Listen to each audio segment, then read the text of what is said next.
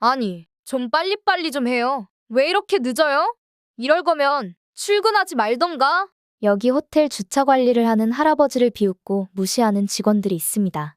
이 직원들의 놀림을 받던 할아버지가 주차를 하던 중 갑자기 인사를 받고 직원들은 당황하며 미국 전역에서 난리가 났다고 하는데요. 도대체 무슨 일이 있었던 걸까요? 사연 시작합니다. 안녕하세요. 저는 김민수라고 합니다. 매일 아침 4시 30분, 저는 눈을 뜹니다. 해는 아직 뜨지도 않았죠. 제 작은 아파트는 고요하고 어둠에 쌓여 있었습니다. 이제는 알람 시계가 필요 없어요. 몇 년 동안 같은 일과를 반복하다 보니 몸이 알아서 깨어나고 있었거든요. 이를 닦으며 거울 속 제 얼굴을 바라보고 있었습니다. 이제 72살이 되었네요. 머리는 하얗게 변했고 얼굴엔 주름이 가득했지만 등은 여전히 꼿꼿하고 눈도 또렷했어요. 군인 시절의 습관은 정말 쉽게 사라지지 않더라고요. 유니폼을 입고 있었어요. 짙은 파란색 셔츠에 캠이라는 이름표가 달려있고 같은 색의 바지를 맞춰 입었죠. 제가 일하는 호텔은 모든 직원들이 똑같이 보이길 원했거든요. 모든 단추가 제대로 잠겼는지 확인하고 구두가 깨끗하고 반짝이는지도 살펴보고 있었습니다. 비록 지금은 차를 주차하는 일을 하고 있지만 세세한 부분도 중요하니까요. 지하철을 타고 출근하고 있었습니다. 이른 아침 출근길 사람들로 북적이는 지하철 안. 대부분의 사람들은 반쯤 졸거나 핸드폰만 보고 있었어요. 아무도 저 같은 노인을 눈여겨보지 않았죠. 여기서도, 직장에서도 저는 보이지 않는 사람이었어요. 가끔은 제가 하루 나타나지 않아도 누가 알아챌까 하는 생각이 들곤 했습니다. 제가 일하는 호텔은 정말 고급스러웠어요. 큰 유리문과 황금빛 장식들이 눈부시게 빛나고 있었죠. 전 세계에서 온 부자들이 이곳에 머물렀고 그들의 비싼 차를 제가 주차해드리는 일을 하고 있었습니다. 이 일을 벌써 9년째 하고 있었어요. 특별히 신나는 일은 아니지만 생활비는 벌 수 있었죠. 직장에 도착하니 젊은 직원들이 이미 수다를 떨며 웃고 있었어요. 제가 들어서자 그들은 말을 멈췄죠. 아마 저는 너무 늙어서 그들의 농담을 이해하지 못하거나 대화에 끼기 힘든 사람으로 생각하고 있었나 봐요. 안녕하세요, 올드타이머. 한 젊은 직원이 비웃으며 말했어요. 그는 제 대답을 기다리지도 않고 무시하며 다시 친구들에게로 돌아가고 있었죠. 아니, 좀 빨리빨리 좀 해요. 왜 이렇게 늦어요? 이럴 거면 출근하지 말던가. 그들은 제가 항상 느리고 답답하다고 생각하고 있었고 늙어서 직장에 나와 여러 사람에게 피해를 준다고 생각하고 항상 놀리고 비웃기 바빴었죠. 그저 다른 곳 갈 곳도 없는 차를 주차하는 늙은 노인으로만 보고 있었습니다. 에릭, 호텔 매니저가 방으로 들어왔어요. 그는 항상 바쁘게 움직이고 저에게는 미소 한 번 짓지 않았죠. 김 씨, 오늘 중요한 손님들이 오실 거예요.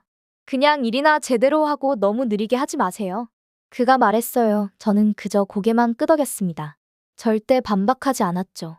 그저 제 일을 잘 하려고 노력했어요. 항상 해왔던 것처럼요.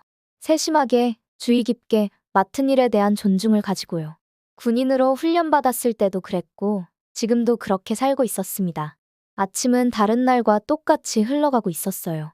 차를 주차하고 티켓을 손님들에게 건네고 떠나려는 손님들의 차를 가져다 드리는 일. 허리를 꼿꼿이 펴고 손님들에게 공손히 고개 숙이는 일을 하고 있었죠. 대부분의 손님들은 저를 쳐다보지도 않았어요. 오후가 되자 뭔가 달라졌어요. 작은 미국 국기가 달린 검은 차 3대가 호텔 입구로 들어오고 있었거든요. 바로 알아챘어요. 이건 군인들이라는 걸요. 차들이 움직이는 방식, 완벽한 대형으로 주차하는 모습, 이들은 평범한 운전자들이 아니었어요. 두 번째 차로 걸어가서 승객을 도우려고 하고 있었죠. 뒷문이 열리고 화려하고 단정한 정장 차림의 남자가 내렸어요. 그는 미군 고위 간부처럼 꼿꼿한 자세를 하고 있었습니다. 우리 눈이 마주쳤고 갑자기 그가 놀란 표정을 짓고 있었어요. 김민수 씨인가요? 그가 저를 자세히 살펴보며 물었어요. 1987년 태평양 합동훈련에 참가했던 김민수 중령님이신가요? 제 심장이 빠르게 뛰기 시작했어요. 수년 동안 아무도 저를 군대 계급으로 부르지 않았거든요. 이곳 누구도 그 훈련 중 큰 폭풍이 있었을 때 제가 내린 결정으로 수백 명의 미국 선원들을 구했다는 사실을 알지 못했어요. 네, 맞습니다. 저는 또렷한 영어로 대답하고 있었어요. 그게 전데 누구시죠? 그 남자는 환하게 웃으며 손을 내밀었어요. 저 기억 안 나시나요? 미 해군 윌리엄 김 소장입니다. 정말 당신이실 줄이야. 태풍 사건의 전술 천재가 뉴욕에서 차를 주차하고 계시다니. 왜 여기에 계시는 겁니까? 그의 손을 잡는데 이상한 기분이 들고 있었어요.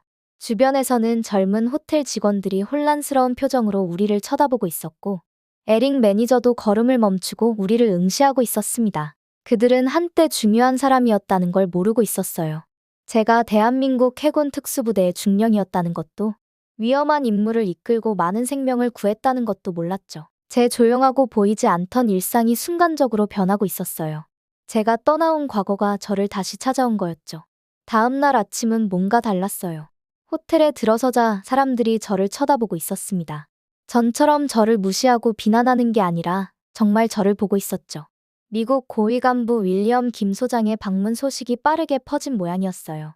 이제 모두가 제가 그저 나이든 주차 요원이 아니라 한때 중요한 군 장교였다는 걸 알게 되었던 거죠. 전에는 저를 눈여겨보지도 않던 에릭 매니저가 복도에서 저를 멈춰 세웠어요. 오늘은 그의 표정이 달라 보였습니다. 뭔가 긴장한 모습이었죠. 김 선생님, 당신의 배경에 대해 몰랐네요. 그가 조용히 말하고 있었어요.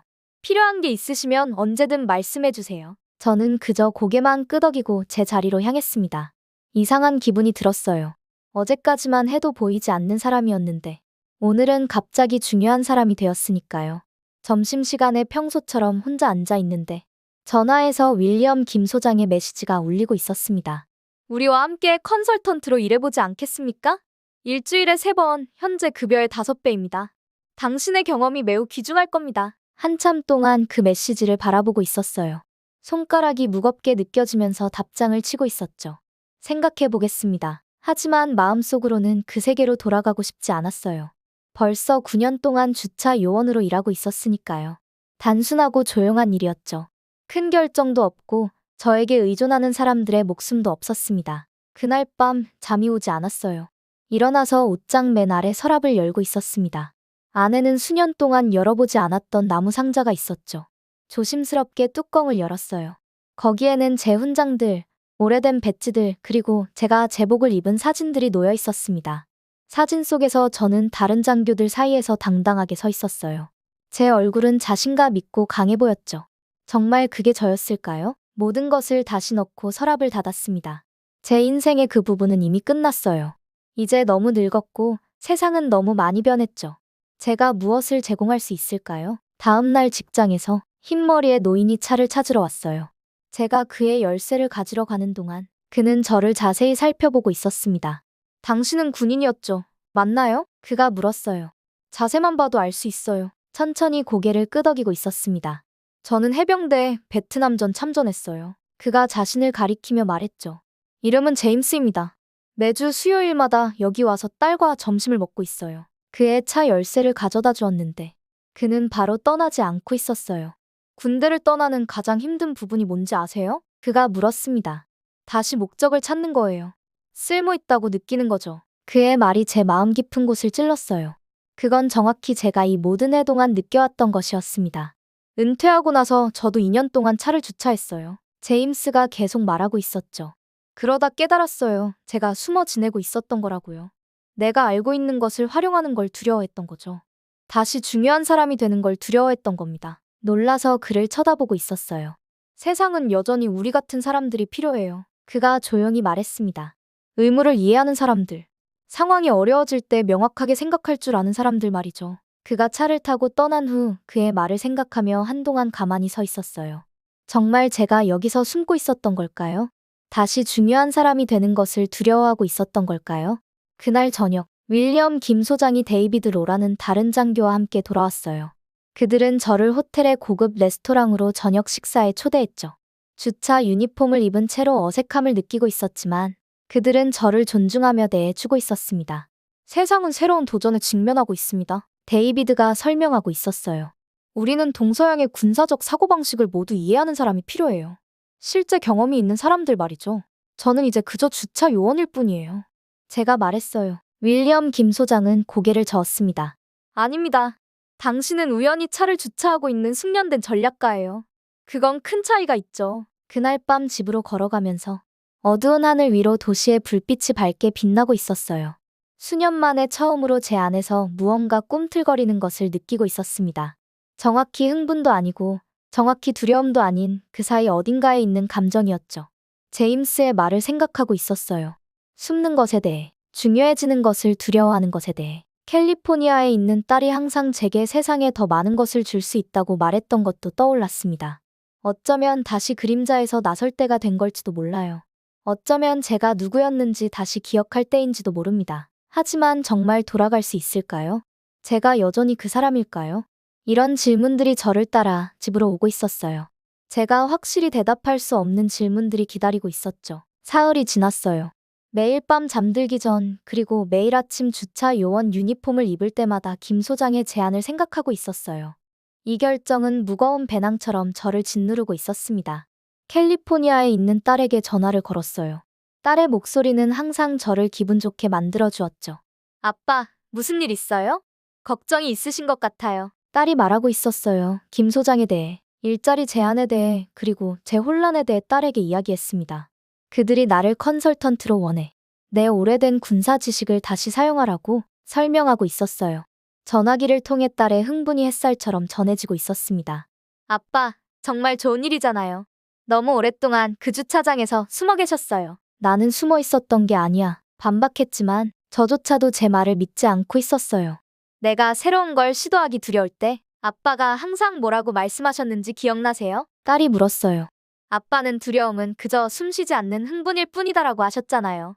이제 아빠 자신의 조언을 따를 때인 것 같아요. 전화를 끊고 나서 창가에 앉아 도시의 불빛을 바라보고 있었어요. 딸의 말이 맞았어요. 저는 정말 숨고 있었던 거였죠. 차를 주차하는 일은 안전했어요. 아무도 저에게 많은 것을 기대하지 않았죠. 아무도 제가 진짜 누구인지, 무엇을 할 수 있는지 알지 못했습니다. 하지만 이제 선택해야 했어요. 계속 숨어 있거나 아니면 다시 빛 속으로 나아가는 것. 다음 날 아침, 평소보다 일찍 일어났어요. 파란색 유니폼을 입지 않았죠. 대신 제 좋은 정장을 꺼내고 있었습니다. 나이가 들면서 더 말라져서 조금 헐렁했어요. 조심스럽게 제일 좋은 넥타이, 딸이 생일 선물로 준 짙은 파란색 넥타이를 메고 있었습니다. 사직서를 쓰고 있었어요. 짧고 공손하게 썼죠. 9년간의 고용에 대해 호텔에 감사를 표했습니다. 종이를 깔끔하게 접어 봉투에 넣었어요. 호텔에 도착하자 에릭은 유니폼 대신 정장을 입은 저를 보고 놀라고 있었습니다. 김 선생님, 괜찮으신가요? 그가 물었어요. 봉투를 그에게 건네고 있었습니다. 사직합니다. 오늘이 마지막 날이에요. 그의 눈이 커졌어요. 정말 떠나시는 건가요? 그 군인들과 일하러? 고개를 끄덕였습니다. 에릭은 자기 신발을 내려다보더니 다시 저를 바라봤어요. 제대로 존중해드리지 못해 죄송합니다. 그가 조용히 말했습니다. 당신이 어떤 분이셨는지 알았더라면 그게 바로 문제입니다. 부드럽게 말을 끊었어요. 누군가의 과거를 알아야만 존중할 필요는 없어요. 그를 기분 나쁘게 하려고 한 말이 아니었어요. 그저 더 나은 매니저가 되는데 도움이 될 수 있는 간단한 진실을 말한 것뿐이었죠. 마지막 날은 새로운 주차 요원에게 일하는 방법을 보여주며 보냈어요. 제가 만든 차 열쇠 관리 시스템을 설명하고 있었죠. 다양한 종류의 차의 가장 좋은 자리도 알려주고 있었고요. 매주 목요일에 오는 빨간 스포츠카는 주인이 아주 까다로우니 특별히 조심하라고 말해주었습니다. 하루가 끝날 무렵 마지막으로 로비를 걸어나갔어요. 밝은 조명 아래 대리석 바닥이 빛나고 있었죠. 황금빛 장식들이 반짝이고 있었고요. 9년 동안 저는 이 화려한 장소를 돌아가게 하는 보이지 않는 팀의 일원이었어요. 이제 걸어나가고 있었습니다. 밖에는 검은색 차가 기다리고 있었어요. 김 소장이 내일 첫날을 위해 펜타곤으로 저를 데려갈 차를 보낸 거였죠. 운전사가 저를 위해 문을 열어주고 있었습니다. 차를 주차하는 사람이 아니라 승객이 되니 이상한 기분이 들고 있었어요. 차가 호텔에서 멀어지면서 마지막으로 한 번 더 뒤를 돌아봤어요. 슬픔과 설렘이 섞인 기분이 들고 있었습니다. 익숙하고 편안한 것을 뒤로하고 불확실하고 도전적인 것을 향해 나아가고 있었으니까요. 심장이 조금 더 빠르게 뛰고 있었어요. 손이 약간 떨리는 것 같았습니다. 이게 두려움일까요? 설렘일까요? 아마도 둘 다일 거예요. 차가 큰 길로 접어들자 호텔이 시야에서 사라졌어요. 이제 돌아갈 수 없게 되었습니다. 옛 삶과 앞으로 올 것 사이의 경계를 넘어선 거였죠. 내일, 저는 주차 요원이 아닌 김민수 사령관, 전략 컨설턴트로서 펜타곤에 들어갈 거예요. 수년 동안 사용하지 않았던 방식으로 제 두뇌를 활용하게 될 겁니다. 사람들은 저에게 답을, 지도를, 지혜를 구하게 될 거예요. 준비가 됐을까요? 모르겠어요. 하지만 딸에게 가르쳤던 것처럼 깊게 숨을 들이마시며 두려움을 설렘으로 바꾸고 있었습니다. 때로는 오랫동안 숨어 있다가 다시 자신이 되는 것이 가장 용감한 일일지도 모르겠어요. 펜타곤에서의 첫날은 정말 혼란스러웠어요. 건물이 너무 커서 모든 복도가 똑같아 보이고 있었거든요. 사람들은 서류 폴더를 들고 전화기에 대고 말하면서 빠르게 걸어 다니고 있었어요. 모두가 정확히 어디로 가는지 알고 있는 것 같았죠. 저를 빼고 모두가요. 김 소장이 보안 데스크에서 저를 맞이했어요. 저를 보자 웃으며 손을 꽉 잡아주고 있었습니다. 다시 복무에 오신 것을 환영합니다, 김 사령관님. 그가 말했어요. 가슴에 달 특별한 배지를 주셨습니다. 제 사진과 새 직함이 적혀 있었어요. 전략 컨설턴트 사령관. 배지가 가슴에 무겁게 느껴지고 있었죠. 김 소장이 저를 큰 회의실로 안내했어요. 벽에는 세계 여러 지역을 보여주는 지도와 화면들이 가득 걸려 있었습니다. 중앙에는 긴 테이블이 있고 중요해 보이는 의자들이 둘러싸고 있었어요. 이미 몇 명이 앉아서 서류를 보거나 컴퓨터에 뭔가를 치고 있었죠. 여러분, 김 소장이 말했어요. 이분은 김민수 사령관님. 우리의 새 전략 컨설턴트 사령관이십니다. 사람들이 저를 쳐다봤어요. 몇몇은 존중의 뜻으로 고개를 끄덕이고 있었고, 다른 이들은 호기심 어린 눈으로 보고 있었죠. 몇 명은 의심스러운 눈치였어요. 그들의 얼굴에서 생각이 읽히고 있었습니다. 왜 이 노인이 여기 있지? 우리가 모르는 걸 그가 알 수 있을까? 짧은 머리에 날카로운 눈빛을 가진 젊은 여성이 일어섰어요. 제니퍼 헤이즈 대위입니다. 그녀가 자신을 소개했어요. 그녀는 태블릿 컴퓨터를 제게 밀었습니다. 남중국해의 해군 움직임에 대한 우리 분석을 살펴보시겠어요? 이것이 테스트라는 걸 느끼고 있었어요.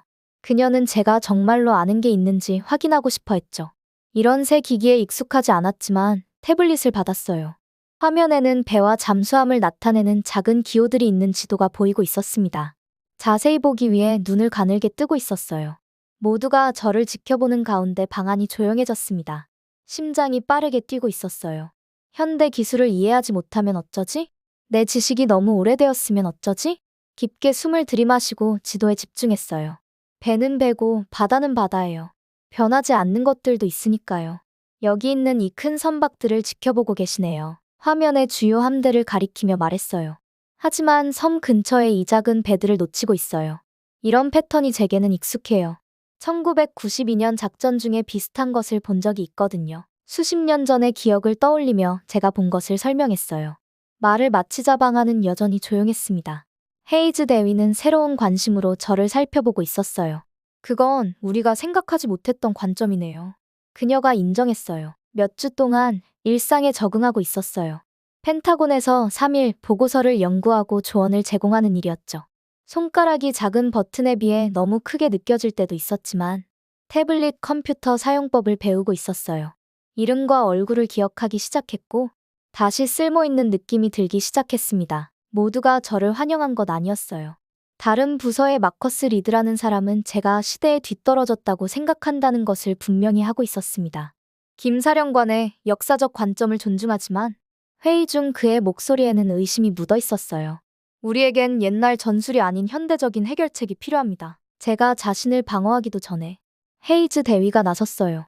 김 사령관님은 방금 우리 컴퓨터도 놓친 패턴을 발견하셨어요. 그녀가 단호하게 말했습니다. 어쩌면 우리는 두 관점 모두 필요할지도 모르죠. 그녀의 지지에 놀라고 있었어요. 회의 후 그녀가 이유를 설명해 주었습니다. 제 할아버지가 한국에서 복무하셨어요. 그녀가 말했어요. 항상 우리보다 먼저 온 사람들의 말을 들어야 한다고 하셨죠. 천천히 제 자리를 찾아가고 있었어요. 기술을 다루는 속도가 가장 빠른 것은 아니었어요. 모든 새로운 군사 용어를 알지도 못했고요. 하지만 다른 사람들이 놓치는 패턴을 볼 수 있었어요. 수십 년 전의 작전과 결과를 기억하고 있었고 그것들은 오늘날에도 여전히 중요했습니다.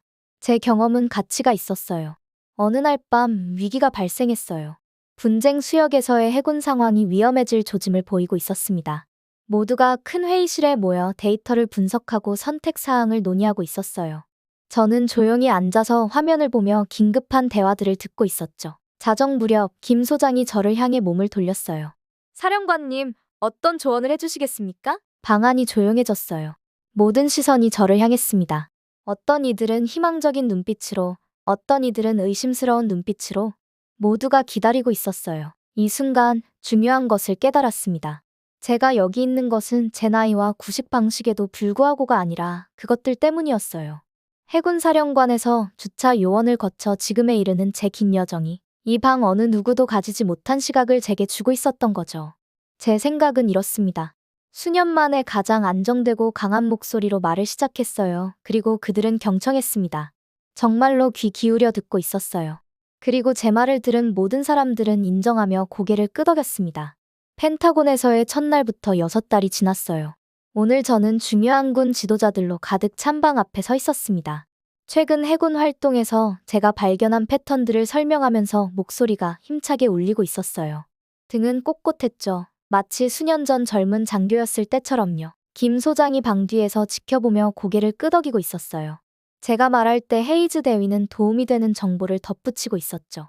처음에 저를 의심했던 마커스 리드조차 제 말을 필기하고 있었습니다.